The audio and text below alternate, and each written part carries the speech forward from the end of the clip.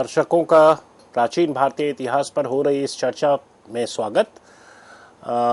आज जिस विषय पर हम चर्चा करेंगे वो है छठी शताब्दी ईसा पूर्व के पश्चात का सामाजिक परिदृश्य। यह चर्चा दो भागों में विभाजित है। यह खंड 1 है और इसके पश्चात इसके कंटिन्यूटी में खंड 2 के ऊपर चर्चा होगी, परंतु हमारा जो फोकस है वो सामाजिक परिदृश्य के ही ऊपर होगा। और जैसा कि श्रोतागण जानते हैं कि हम लोग इसके पहले के कालखंड के ऊपर भी चर्चा कर चुके हैं और इसके पहले के हिस्से में, इससे पहले वाले लेक्चर में हम लोगों ने अर्थव्यवस्था के ऊपर, इसी कालखंड की अर्थव्यवस्था के ऊपर चर्चा की थी। और अच्छा ये होगा कि उसको ध्यान में रखें, क्योंकि जो इतिहास में परिवर्तन होते हैं या जो कॉन्टिन्यूटीज होती है वो इस प्रकार से, जो हम कृत्रिम तरीके से कालखंडों का विभाजन कर देते हैं छठी शताब्दी और उसके पश्चात के काल का, वो मूलतः इतिहास को पता नहीं होता और जो विषय वस्तु है इतिहास का वो उसी कॉन्टिन्यूटी और उसी ट्रांसफॉर्मेटिव फ्लक्स में होती रहती हैं। तो अच्छा ये होगा कि जो अर्थव्यवस्था के ऊपर हमने चर्चा की थी उसका एक समन्वित तरीके से श्रोतागण इस चर्चा के साथ उसे मिलाते रहें, उससे वो भी एक कोऑर्डिनेट के तौर पर वो यूज करें। तो अगर छठी शताब्दी के पश्चात, और यहाँ मैं यह क्लियर कर दूं कि यहाँ जो टर्मिनल पॉइंट है हमारे डिस्कशन का वो आप कह सकते हैं मौर्योत्तर काल या मौर्य काल का लगभग आप मान लीजिए, यानी कि जो दूसरी शताब्दी ईसा पूर्व के समय तक का है। तो क्योंकि उसके बाद जो परिवर्तन समाज में हो रहे थे उसकी जानकारी के लिए हम लोग अलग से चर्चा कर सकते हैं। तो ये लगभग 400 वर्षों का जो कालखंड है उसके ऊपर यह चर्चा है, छठी शताब्दी ईसा पूर्व से लेकर दूसरी शताब्दी ईसा पूर्व तक का।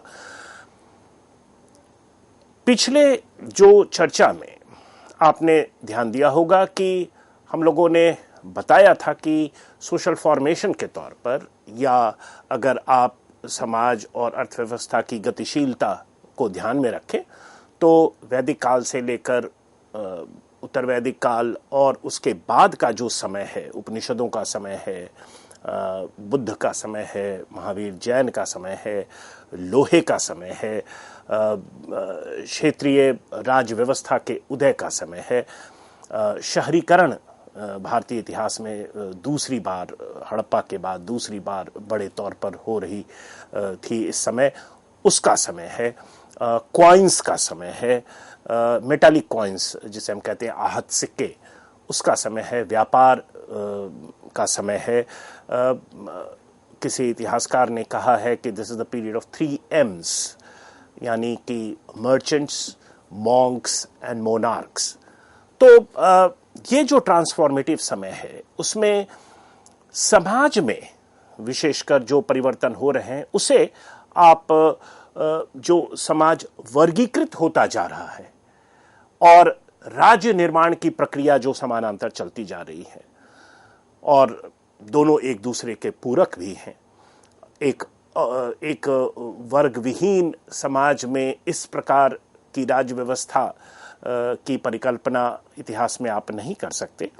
तो निश्चित रूप से कहीं ना कहीं अर्थव्यवस्था में जो अधिशेष उत्पादन हो रहा है और उसका जो पुनर्वितरण हो रहा है, और इसकी चर्चा हम लोगों ने उत्तर वैदिक काल के में हम लोगों ने किया था कि कैसे एक असमानता बड़े आप कह सकते हैं नेसेंट स्टेज में होना शुरू हो चुका था उत्तर वैदिक काल में, और अब वही प्रक्रिया अब ज्यादा सघन होती दिखती है क्योंकि उत्पादन हो रहा है। और उत्तरी भारत का जो इलाका है जिसे हम गैंजेटिक प्लेन कहते हैं, तो गंगा के आसपास का जो मैदानी इलाका है वहाँ जनसंख्या बढ़ती जा रही है।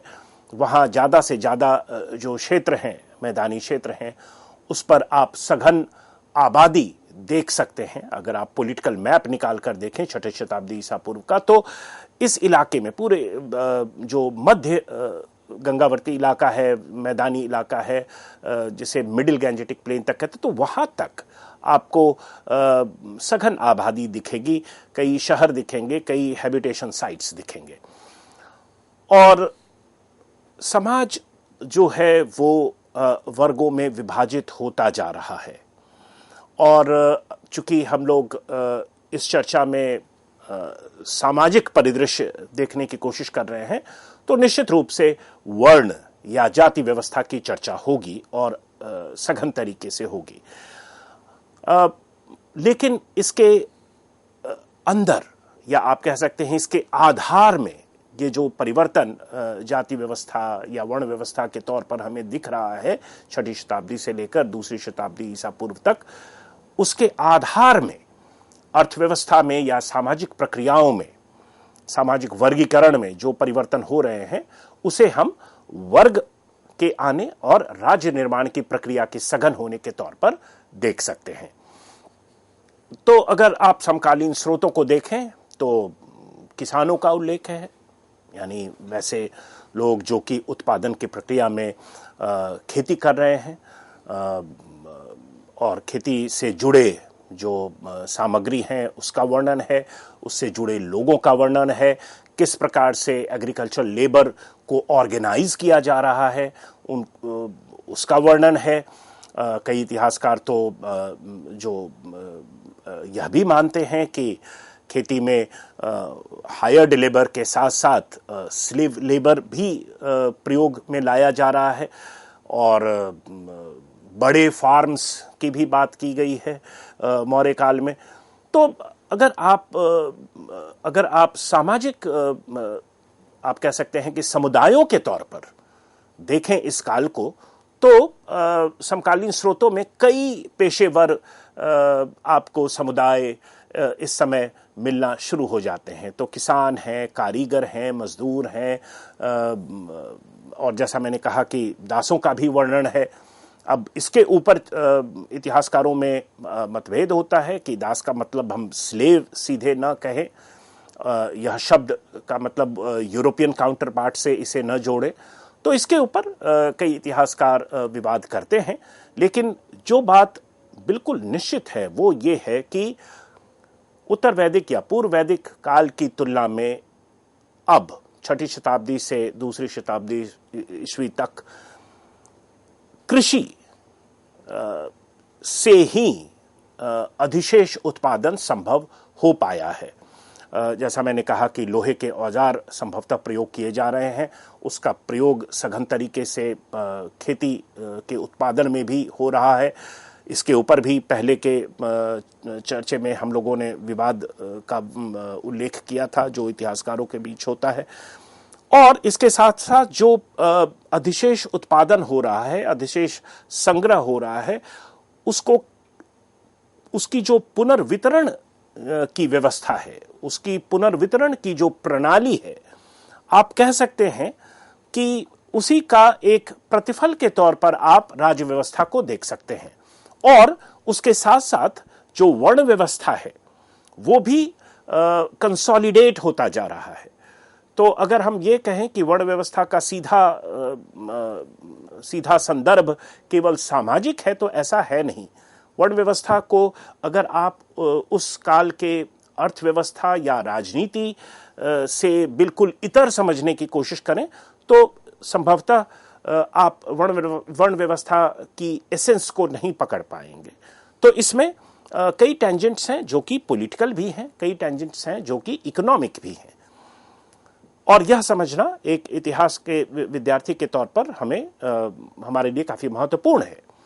अब जैसे अगर आप देखें कि जैसा मैंने पहले के लेक्चर्स में मैंने चर्चा किया था कि वर्णों का नाम तो वैदिक स्रोतों में आपको मिलना शुरू हो जाता है, परंतु अब इस काल में 6ठी शताब्दी ईसा पूर्व के पश्चात बदली हुई परिस्थितियों में, जहां अर्थव्यवस्था, खेती, व्यापार, शहरीकरण, ये सभी प्रक्रियाएं काफी सघन हो चुकी हैं अधिशेष उत्पादन अच्छा खासा हो रहा है, कॉइन सिस्टम आ गया है, मेटेलिक कॉइन्स आ गए हैं, आज सिक्कों का प्रमाण मिलना शुरू हो जाता है।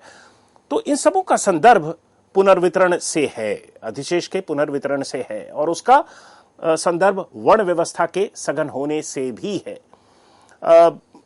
वर्ण व्यवस्था के कई एट्रीब्यूट्स या जाति की कई एट्रीब्यूट्स जो हम समकालीन तरीके से समझते हैं, वो यथावत वैसी ही आदिकाल से नहीं थी। वर्ण व्यवस्था में कई डायनेमिक एलिमेंट्स हैं, उसमें गतिशीलता है, उसमें परिवर्तन है, और जिस प्रकार वर्णों की समझ आप वैदिक काल में बनाते हैं, वह वर्ण व्यवस्था अब बदली सी नजर आ रही है 6ठी शताब्दी ईसा पूर्व के पश्चात, और गुप्त काल के बाद वो एक और उसके कई और भी एट्रीब्यूट्स उसमें जुड़ जाते हैं। तो ये हमें ध्यान रखना होगा कि कोई टाइम इमेमोरियल से वो सारे एट्रीब्यूट्स वर्ण व्यवस्था में नहीं है। शुरुआती दौर में जब वर्ण का उल्लेख है तो वो एक केवल डिवीजन ऑफ लेबर के तौर पर है, परंतु अब कई नए एट्रीब्यूट्स ज्यादा महत्वपूर्ण होते जा रहे हैं वर्ण व्यवस्था में, जैसे द्विज का कॉन्सेप्ट आना। समकालीन स्रोतों में जो 4 वर्ण हैं, ब्राह्मण, क्षत्रिय, वैश्य और शूद्र, उसमें ऊपर के वर्णों को द्विज माना गया है, और उसकी एक आप कह सकते हैं कि बाइनरी के तौर पर कहीं ना कहीं शूद्र का उल्लेख किया गया है। तो जो वर्ण व्यवस्था है उसके अंदर और वर्ण व्यवस्था के जो कैटेगरीज हैं उसको मिलाकर भी कहीं ना कहीं बाइनरीज बनते नजर आ रहे हैं, ऐसा प्रतीत होता है समकालीन स्रोतों को पढ़ने के पश्चात। तो जिसे हम अस्पृश्यता कहते हैं, अनटचेबिलिटी कहते हैं, वो शुरू से नहीं है, परंतु हाथ से काम करने जो मैनुअल लेबर है उसके प्रति एक घृणा का भाव या अस्पृश्यता का आना, या इतिहास में एक समय विशेष, एक कालखंड में दर्ज होता है और उसके बाद वो कंसोलिडेट होता है, आज के युग में वो डिसॉल्व भी होता जा रहा है। तो इन चीजों, इस गतिशीलता, इस बदलते हुए परिवेश का हमेशा हमें ध्यान में रखना है। अगर वर्ण व्यवस्था को इस कालखंड में वो कैसे दिख रहा है और वो उसके कौन से स्वरूप इस कालखंड के लिए वैलिड है, यह जानना अति आवश्यक है। वैसे ही वैश्यों का उल्लेख होता है। वैश्यों में किसान भी हैं और व्यापारी भी हैं। निश्चित रूप से अगर वैश्य का उल्लेख हमें वैदिक काल में मिलता है तो उसमें आप व्यापार या व्यापारियों को नहीं जोड़ सकते, न ही किसानों को बहुतायत में आप इसे जोड़ सकते हैं, क्योंकि हम जानते हैं कि इस समय खेती या सघन खेती ज्यादा महत्वपूर्ण 6ठी शताब्दी ईसा पूर्व के पश्चात ही हो रहा है। तो इस प्रकार के वर्ग अब ज्यादा मुखर तरीके से स्रोतों में अवतरित हो रहे हैं, और मुख्य करदाता के तौर पर वैश्य की भी एक पहचान बन रही है। और जब आप करदाता की बात करते हैं तो अनायास आपके मन में राज्य व्यवस्था की छवि बनती है, और यह राज्य व्यवस्था जिसे क्षेत्रीय राज्य व्यवस्था आप कह सकते हैं, या क्षेत्र पर आधारित, जमीन पर आधारित राज्य व्यवस्था जो इस समय बढ़ती जा रही थी, उसका आना अति महत्वपूर्ण है। वैसे ही सिक्कों की बहुतायत हमें इस कालखंड में 6ठी शताब्दी ईसा पूर्व से दूसरी शताब्दी ईसा पूर्व में मिलती है, और सिक्कों का इतनी बड़ी संख्या में मिलना,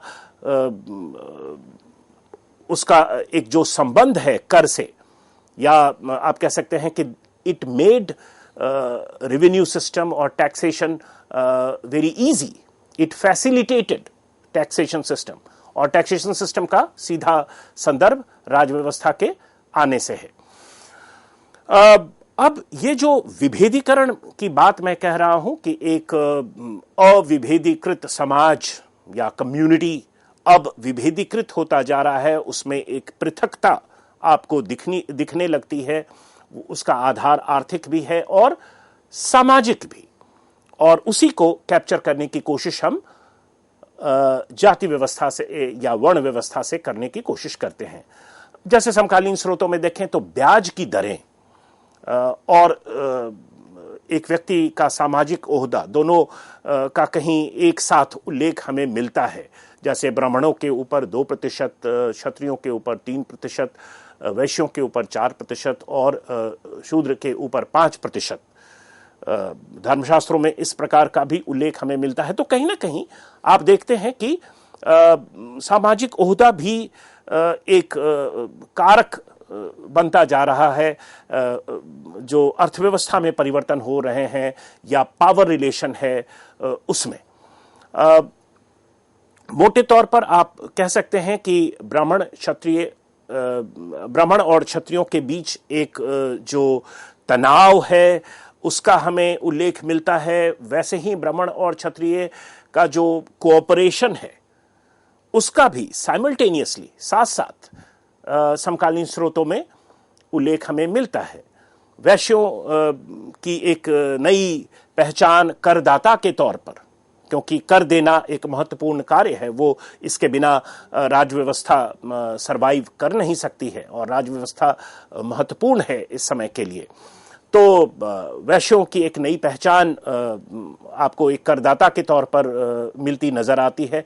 वैसे ही शूद्र का जुड़ाव अब श्रम से होता दिखता जा रहा है, जो मैनुअल लेबर है उससे होता दिखता जा रहा है। और इन सभी कम्युनिटीज में, इन सभी कैटेगरीज में, आप कह सकते हैं, कम्युनिटी शब्द उपयुक्त नहीं होगा, इन सभी सामाजिक जो कैटेगरीज हैं या आर्थिक कैटेगरीज हैं उसमें तनाव भी है और सहयोग की भी भावना हमें समानांतर देखने को मिलता है। तीसरी शताब्दी ईस्वी से, यानी कि आप कह सकते हैं कि गुप्त काल के आने के लगभग समानांतर इन स्रोतों में कली एज का वर्णन भी मिलना शुरू हो जाता है पुराणों में। और जब कली युग की बात की जाती है तो जो संदर्भ है वो संभवतः यह है कि चीज़ें नॉर्म के अनुरूप नहीं हो रही है। जो एक नॉर्मेटिव जो एक्सपेक्टेड बिहेवियर है हर एक सामाजिक कैटेगरीज का, उससे कहीं ना कहीं लोग भ्रमित हो रहे हैं, खासकर वैश्य और शूद्र, क्योंकि इसका सीधा इसका असर राजस्व से जुड़ा हुआ है, इसका सीधा असर राजस्व पर हो रहा है। तो जहां भी आप कली युग का उल्लेख पाते हैं पुराणों में, तीसरी शताब्दी ईस्वी के पश्चात, वहां दंड की बात की जा रही है, अराजकता की बात की जा रही है, वर्णसंकर की बात की जा रही है और सभी ये नॉर्मलेसनेस को संबोधित कर रहे हैं, जिसके फलस्वरूप नए तरीके से राजस्व वसूली करने की जरूरत पड़ी होगी, ऐसा कई इतिहासकार मानते हैं। भूमि अनुदान का शुरू होना, साथ साथ कृषि का विस्तार होना, आयुर्वेद का विस्तार होना, ये सभी समानांतर प्रक्रियाएं हैं जो कि तीसरी शताब्दी ईस्वी के पश्चात हमें बड़े तौर पर भारतीय इतिहास में देखने को मिलता है। अब यहाँ चूंकि हम सामाजिक परिवेश की बात कर रहे हैं या सामाजिक संदर्भ की बात कर रहे हैं, तो वर्ण व्यवस्था में वर्ण व्यवस्था का एक एट्रीब्यूट हम मानते हैं कि वो अनटचेबिलिटी का है, अस्पृश्यता का है। तो ध्यान रहे कि अस्पृश्यता को अगर हम खोजने की कोशिश करें इस कालखंड में, तो उसके बहुत प्रबल प्रमाण हमें इस समय नहीं मिलते हैं। जैसे ऋग्वेद में तो इसका उल्लेख है नहीं, चांडालों का उल्लेख नहीं है एक सोशल कैटेगरी के तौर पर। वैसे ही उत्तर वैदिक काल में 6 बार हमें उल्लेख वाजसेनेयी संहिता के बाद के भाग में मिलता है और उसका संदर्भ पुरुषमेध यज्ञ का है, जिसमें 184 अलग अलग कैटेगरीज का वर्णन है, सामाजिक कैटेगरीज का वर्णन है।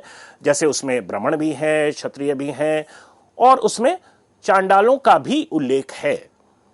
तो ऐसा प्रतीत होता है कि इस समय तक चांडाल एक अलग सोशल कैटेगरी तो बनकर आ रहा है, परंतु उससे अस्पृश्यता का भाव जुड़ा हुआ नहीं है।